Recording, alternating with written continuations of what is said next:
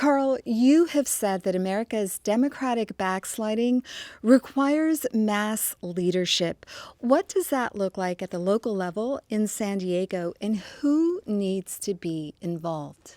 What it looks like, Amita, is you get the leaders of all the major social and political institutions, the university presidents and chancellors, the church leaders, the bishops.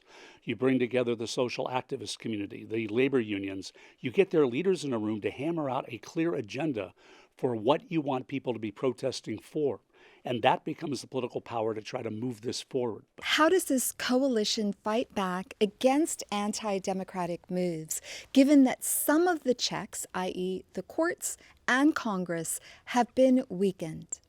The idea of mass mobilization is you're creating a political army. Today we protest, tomorrow we vote, and then the people in power better pay attention or they'll lose their job. If that's not changing it, you do more protests, and ultimately you have to be willing to paralyze the country until you get your say.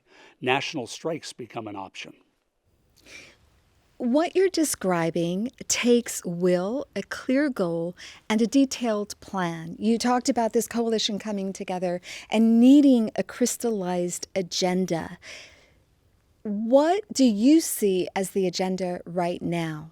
The number one cornerstone of any agenda is to restore checks and balances so the executive branch can't subvert democracy, can't do whatever it wants. That's the definition of authoritarianism. That means you have to hold the Congress and the courts accountable, and if the people in them are not defending democracy, you have to remove them from office through the ballot box, through new appointments.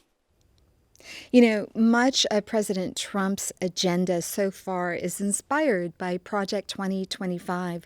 Why doesn't the opposition to the administration have a similar blueprint for what it wants?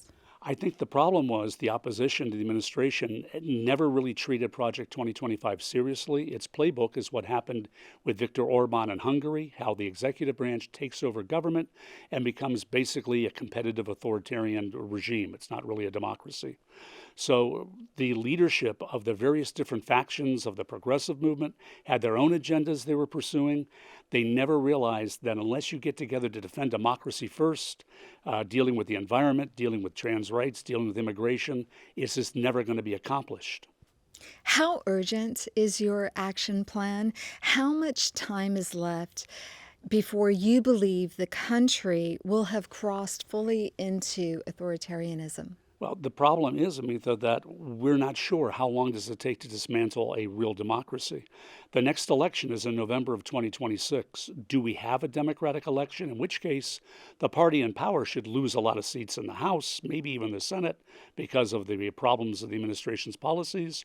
Or are you going to see an action over the next year to basically rig the next election?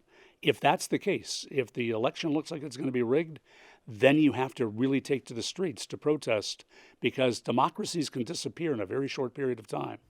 How hopeful are you that what you have prescribed can actually happen?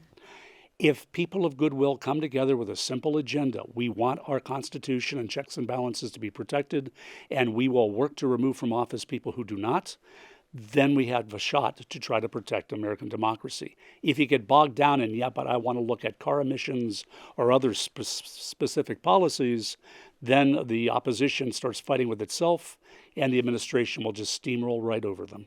Do you think that that's what's happening now? Yeah, right now, you don't have a coherent voice in opposition to what many perceive as threats to democracy.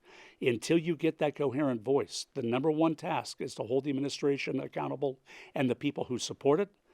Then everything else is just a distraction. Carl Luna, thank you for speaking with me today. Thank you.